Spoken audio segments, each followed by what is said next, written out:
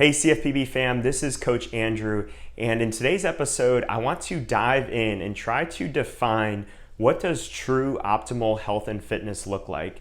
And we're going to be looking at 5 different categories of your life that are going to contribute to well-rounded health and fitness, and how those things could potentially be holding you back from your goals both inside and outside the gym. And over the last few months, we've been doing several different nutrition challenges here at CrossFit Palm Beach.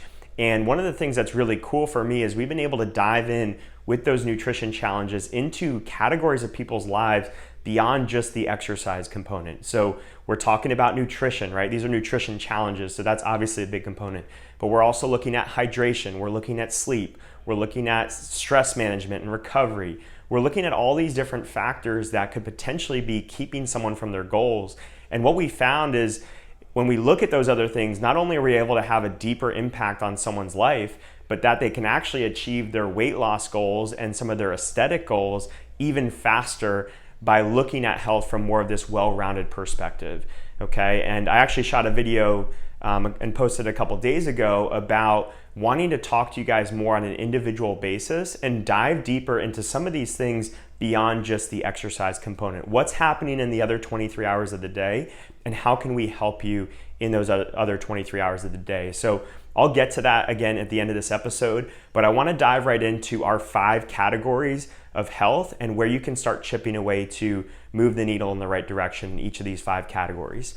So number 1 is the category of nutrition and hydration, okay? So this is the foundation of what's happening in the gym. You know, as gym owners, we should be telling you it's the exercise piece, but we know it's the nutrition and the hydration piece that's going to have the biggest impact on whether or not you achieve your goals, okay? And when we talk about nutrition, we're talking about a couple key things. Number 1 is food quality. This is the foundation. Are you eating enough fruits and vegetables? Are you eating enough lean protein, okay? Think about things. I like the paleo framework. You don't have to think about it from paleo, but think about it from the standpoint of eating real food, unprocessed foods, the perimeter of the grocery store. Those are the real high quality foods that we want to be filling up our diets with. The second component of nutrition is food quantity, okay?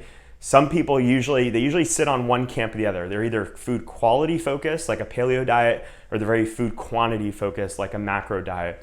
But the key is we need both. We need to dial in both of those, because it doesn't matter if we're eating the healthiest foods on the planet, we could still overeat those things. And if we're eating crap, well, we can still actually do a much better job by managing portion sizes and dialing in quantities, so that way we can still hopefully be as close to healthy as we can be, even if we're not eating the healthiest foods in the world. So we need to eat high quality foods, and we need to eat them in the right quantities. The third piece of that nutrition is the hydration, okay? Are we drinking enough water? Are we getting electrolytes and replenishing those electrolytes, especially if we're doing high intensity exercise like beach fit and CrossFit?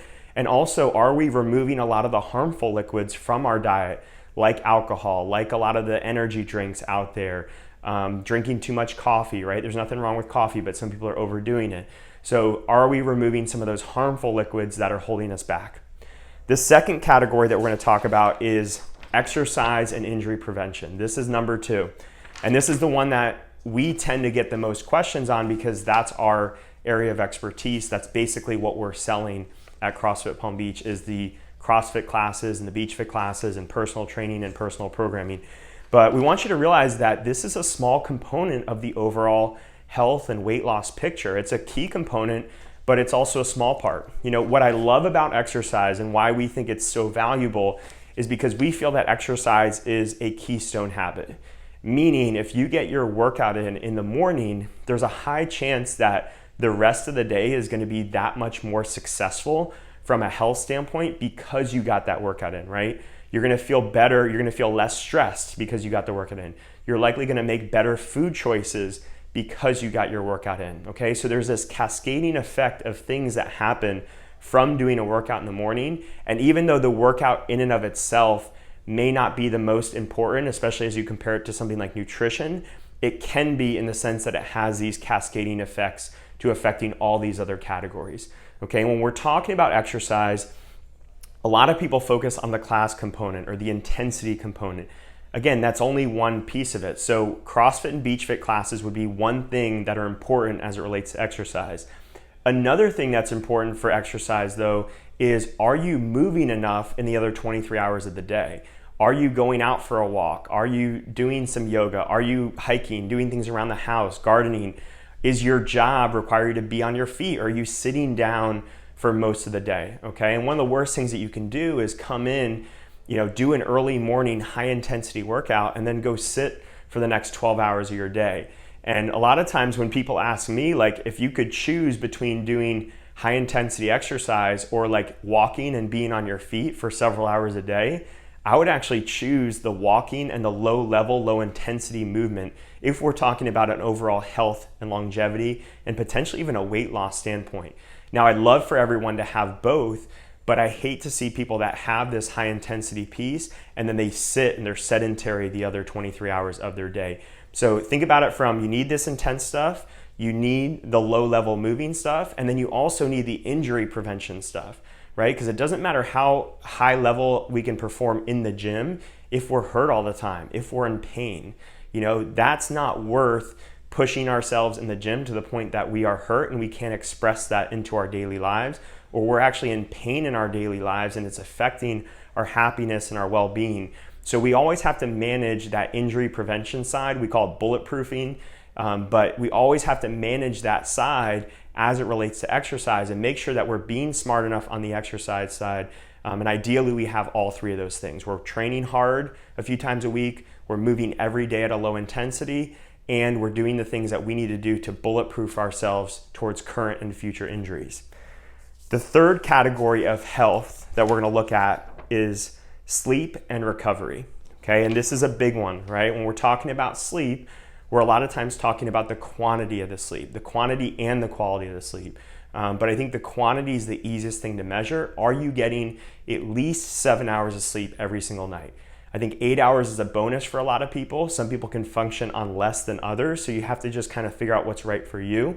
But I think most people want to shoot for a minimum of 7 hours every night. Sleep quality is also another big aspect of it. It can be hard to measure, but even tangible things like sleeping in a pitch black room, making sure there's no electronics near your bed, all those things can improve the quality of your sleep, as well as in addition to making sure that you're getting enough hours.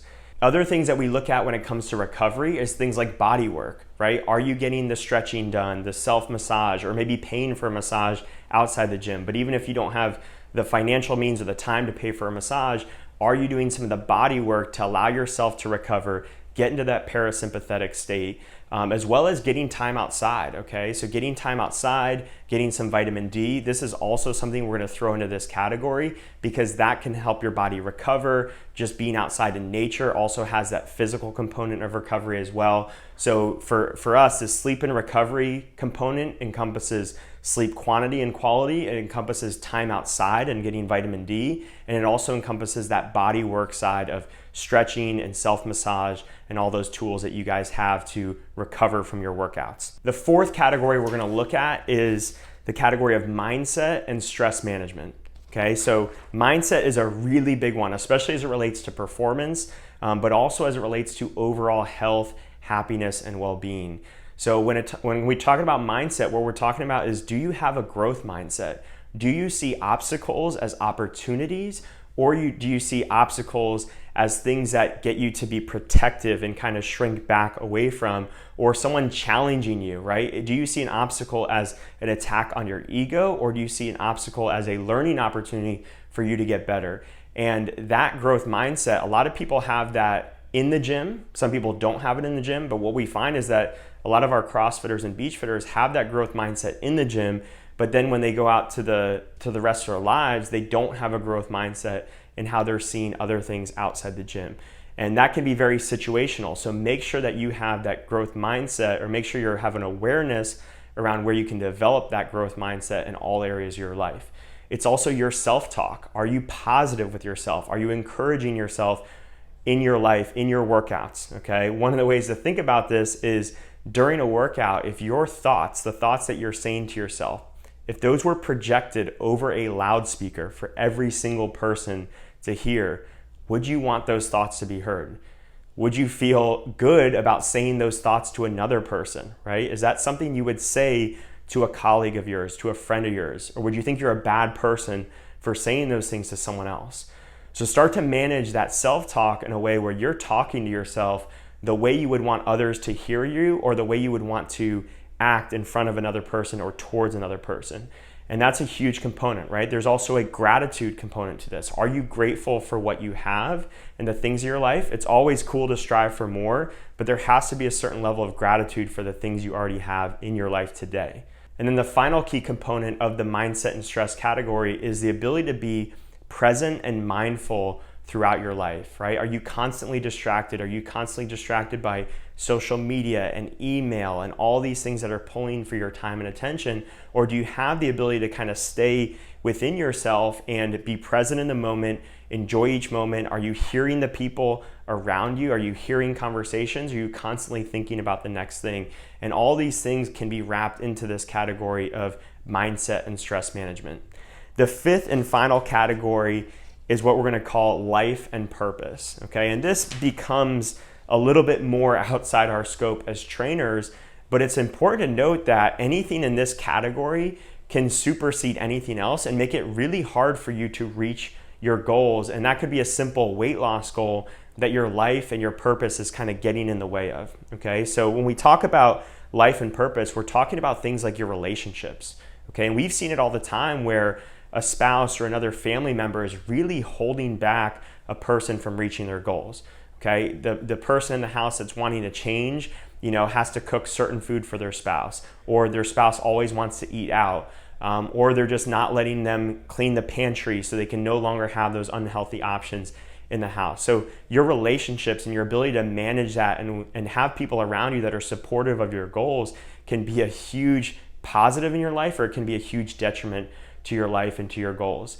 We're also talking about things like work and purpose, right? If you feel so stressed about work and you hate your job, that's going to affect your weight loss goals and what you're trying to do inside the gym as well. And that can include things like parenting, it can include things like your spiritual purpose, but it's silly to think that that thing that we're spending so much time and energy in our lives, most of us spend more time on our work or our family or our purpose than we do anything else in our life. It's silly to think that that thing wouldn't affect health goals and other things that we're trying to achieve from that wellness perspective.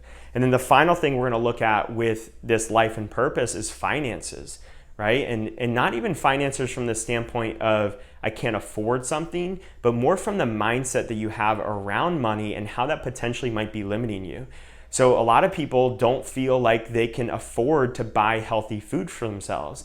And again, that might not be a money issue. They may actually have the money to be able to afford that, but they've told themselves that they can't afford it, or there's other areas of their life where they aren't limiting themselves and health is not something that they're willing to spend money on, right? So that person might be willing to spend money going out to a restaurant. That person may spend money buying a gift for someone else. They might spend money buying a gift for themselves. They might spend money on Netflix or TV or going to a concert or a sporting event or a night out of drinks, or several nights out of drinks. But when it comes to paying a little bit more for something at a grocery store, when it comes to investing in a CrossFit gym membership or a Beach Fit membership or nutrition coaching, all those things a lot of times are not can you afford it, but do you have the mindset of investing in yourself to make this thing move the ball forward and keep creating positive changes? And that's what I would encourage you guys to look at with your finances is it truly a financial issue, or is it a mindset around money and not proper planning in the other areas of your life that is making finances an issue? So that's our 5 categories. I'll go through them again one more time. We have nutrition and hydration. We have exercise and injury prevention. We have sleep and recovery. We have mindset and stress management. And then we have that life and purpose category. And any of those 5 things can be used to propel you to your goals. And any of those 5 things can be definitely a limitation and an obstacle in a way of you achieving your goals. So if you guys are interested and you want a coach to maybe dive a little bit deeper into this with you and get some feedback on where you actually might be struggling and what are going to be your best action steps in each of those key categories to move you forward, then I want you guys to set up a meeting with us. Myself and a lot of our coaching staff have opened up our schedules to meet with you guys on a one-on-one basis. It's completely free, but we want to talk. We want to hear you guys. We want to hear what you're struggling with, and what we can help you with more. So I'll have a link with this episode. It will be in the notes for this, or if you're watching the video on YouTube, it'll be in the comments. But reach out to us either way. You can reach out directly to me, and I'll email you the link. My email is andrew@crossfitpalmbeach.com. But hopefully you found some of these frameworks helpful for you to realize where you can start working on things today. But I'd love to help you and have our coaching staff help you on a deeper level if you want to dive into it further. Talk to you soon, guys. Hope you have a great day.